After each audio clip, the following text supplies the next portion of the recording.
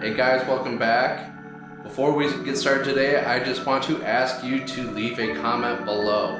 Let us know if these videos working on the frame and the truck overall are things you enjoy, or if you'd rather see something else. So if this is content that you enjoy watching us just meticulously go through stuff, or if you'd rather us skip ahead, just leave a comment down below. Also, we're trying to look at possibly helping to fund this project. You know, there's a couple different options that are out there. Obvious ones being Patreon. Other things that we might be looking at doing is merchandise. Let us know if those are the types of things you'd be interested in.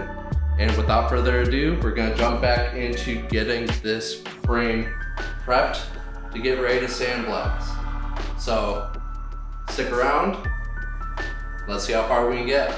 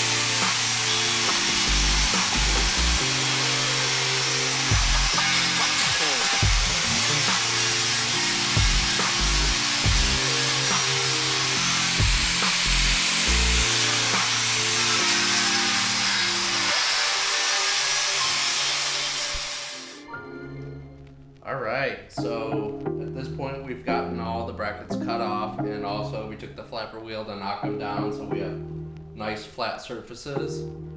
This will make sure that there aren't any nice little gaps and spots for particles to get into for potential rust or anything like that. And the next exciting thing is, just like how we built the carport, it is getting to that time where we are ready to sandblast this. So the next time you see us, we're going to be pulling this out into the carport and start hitting it to get all of this rust and grime and all of that stuff cleaned off, so we have a nice clean surface to start from, to start building off of for everything we need to do the Miata front subframe and rear subframe. So if you're enjoying this and you want to see some cool things and continue on this transformation, keep watching, keep tuned in, and we'll see you next time.